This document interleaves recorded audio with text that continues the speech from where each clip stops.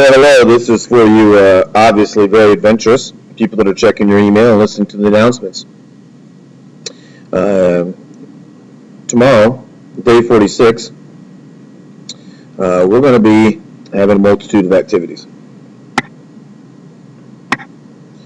We're going to have a writing assignment, as you can see here. This right here is a copy of the equations that we have addressed up to this point. But specifically, we need to start talking about energy again. What more is there that we can talk about energy? Well, it's not November 3rd. I'll need to make sure I get that out of there. Let's look at a few practice problems. All right. We have this 25-gram pendulum, and it's swinging back and forth. It was let go from a height of 10 meters.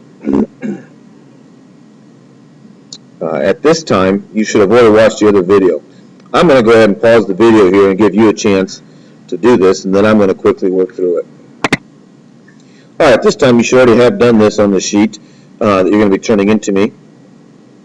But what we have here is we've already discussed in our last section of notes here is that this is the change of potential energy is going to be equal to the change in kinetic energy and vice versa. And really what this means is in this case the height's going to be changing, and over here our velocity is going to be changing. Now if you remember, we said that the masses on both sides are going to cancel out. So what does that leave us with? It leaves us with essentially gravity times the change in height is going to be equal to 1/2 the change in the velocity squared. So as I look at my first problem, find its velocity at the following heights. Well, it was at 10 meters. So its change in height here is going to be from 0 to 10 meters, it's 10 meters. So it's 9.8 times 10 equals 1/2 the velocity squared. And if we punch these into our calculator, we get 9.8 times 10 is 98. Divide that by half, and v squared then equals 196. If we square root that answer,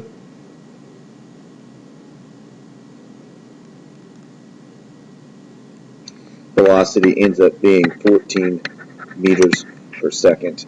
And then really the only thing that's going to change is in the next problem it's going to be 9.8 times 1 equals 1/2. Oh, sorry, not 1. The change would be 10 to 1. So this would be 9 meters because it's changed 9 meters equals 1/2 v squared. And then in the last example it's going to be 9.8 times 5 because it's changed from 10 to 5 equals 1/2 v squared. Remember, I didn't do anything with this mass because as we set up here, what do the masses on both sides of this equation do? They're going to cancel out. All right, energy of a spring. We have not talked about the elastic potential energy whatsoever at all. So in this case, I'm going to go up here because I'm sure most of us have forgotten that potential energy, the elastic or the energy in a spring, is equal to 1/2 k x squared, where k is that spring constant. A pogo stick is designed so that a 20 kilogram girl dropping from a height of 0.4 meters will compress the spring by 12 centimeters. What must be the constant of the spring? Yeah, all of our gravitational potential energy will go into the spring. So we know to start off with then that her potential energy due to gravity is going to be equal to her potential energy of the spring as it hits the ground and compresses.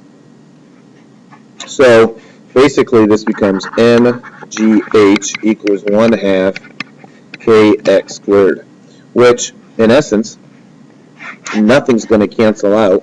So her mass of 20 kilograms, her gravity of 9.8, and the height that she happens to be is 0.4 meters is going to be equal to 1/2 the k constant, which I do not know, and x is the distance that her pogo stick is compressed. Well, now it just becomes a matter of solving for K.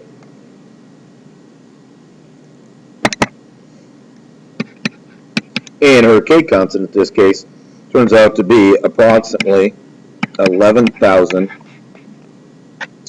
And over here we had joules, and we divided it by meters squared. So you would say 11,000 joules per meter squared. It'd be the K constant, not the kinetic energy.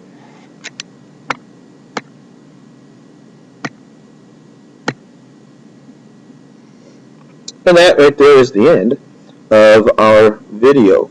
The main thing I wanted you to get out of this is a little more practice with the changing of kinetic energy. And then the thing we hadn't practiced yet was this spring. The fact that the elastic potential energy, and that's what we're talking about here, this potential energy due to some spring, and I'm using the K because it's got a K constant, all springs have that, is, and this can go into, we could use kinetic energy if we had something that was being driven into this because of some type of speed. Maybe a car was driving in, and we could use the bumper. So we could have a car driving, and it would have this front bumper, and maybe it would hit this wall. Well, we could talk about the K constant of the bumper. We could talk about the X, the distance that things were smashed. And then that we could take this kinetic energy and say all of it went into the elastic potential energy of the bumper. So wanted to make sure that we talked about that. If you have any questions, be ready to speak about that on Monday. I guess that's it. Have a great weekend.